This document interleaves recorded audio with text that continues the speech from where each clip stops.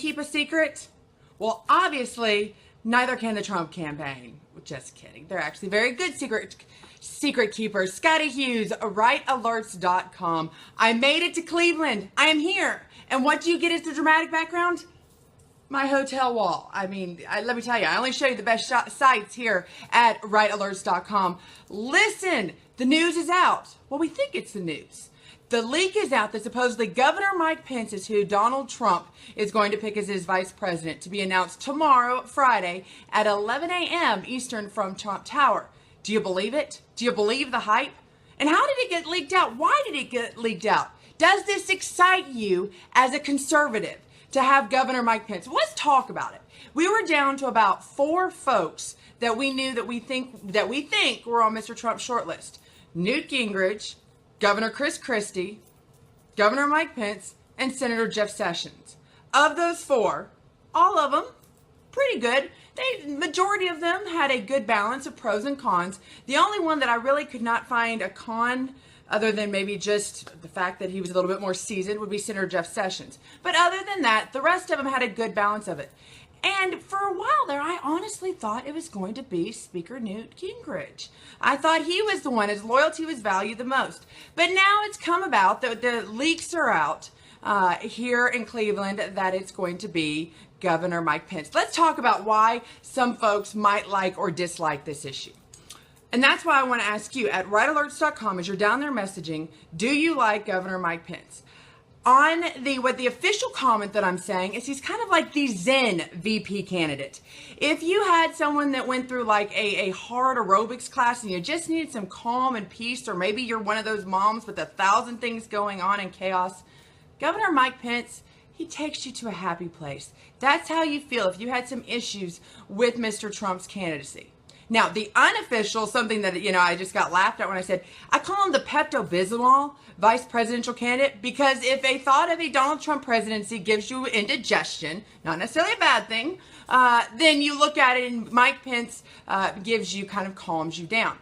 But then I kind of started wondering, why was he kind of the Beltway candidate? Why was this kind of who the D.C. Republican establishment folks, of all these folks we were talking about as the VP candidate, why did Mike Pence why were they pushing him? That always raises some red flags. We knew that this was who, the rumors were this was who the Trump children liked. This is who his campaign chairman, Paul Manafort, who he pushed.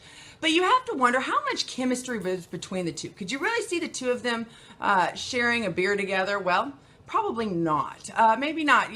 First of all, neither one of them drink. Definitely Mr. Trump does, and I don't know about Governor Pence's.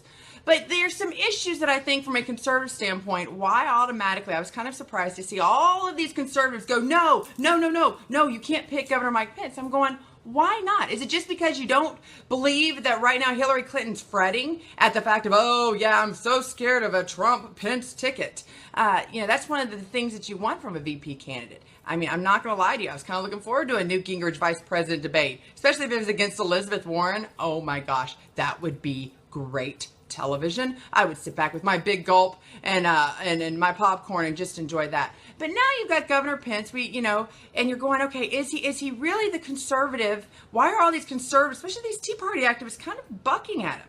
Well, it turns out that Governor Pence has a couple of real sketchy items that doesn't really make him a true Tea Partier, even though he was a part of that 2010 revolution that we caused. He is for, and he wrote the letter pro the Trans-Pacific Partnership. He was for NAFTA. Now, if you've listened to Mr. Trump is someone that has spoken against bad trade deals. And yet, this is something that, Governor Pence has come out when he was a congressman. He was for these, and he still is for these. His letter in 2014 and 2015 endorsing TPP. Interesting. Then you go and you look at this latest tweet. We know that he endorsed Senator Ted Cruz. I was fine with that. It was a very kind of weak endorsement of Senator Ted Cruz, so I was fine with it. I was okay with it. But then you also look at he was one of those that when it came to Common Core, he didn't really fight in Indiana. He allowed it to come through. He had the chance to strike it down. So I go, okay, is he for? He was one of those that could have really set the precedence for it. And then you have this anti-Trump Muslim tweet about Trump's comments about that he wanted to temporary ban all non-U.S. citizen Muslims from coming in, and Mike Pence tweeted out something very negative about Mr. Trump about that. So you have to wonder, Where is this going to be? And I think conservatives are worried that when Mr. Trump comes under fire, which we know he is, guaranteed they're all going to attack him at least 12 times before now on the election day. What is Governor Pence going to do? Is he going to stand by him? Is he going to be able to say, this is why he did it? Is he going to be able to sit there and say, this is why Donald Trump, why this makes sense for America? I don't know. We know Newt Gingrich could do that. We knew Chris Christie could do that. Do we know that Governor Pence could do that? We're going to find out pretty quickly, because the second that Governor Pence is put under the gun, he's going to be asked about every controversial comment and policy that Donald Trump has said and said, do you agree with it?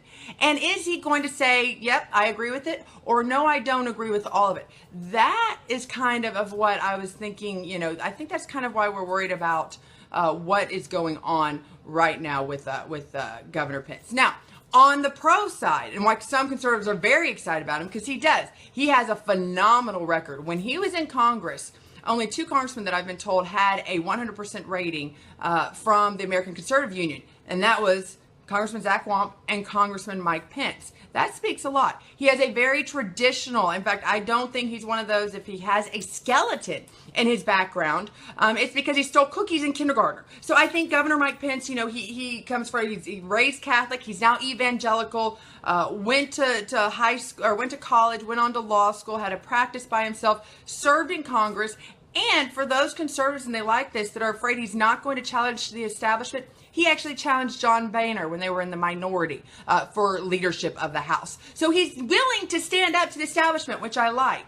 Now, the question is he going to get enough pixie sticks in his system to go with the firebrand, to at least be able to ignite the crowd like a Mr. Trump does? It'll be interesting to see. We saw on stage the chemistry, but it'll be interesting to see the two of them sit down together. And if they really have that chemistry that we need to see within a president and a vice president.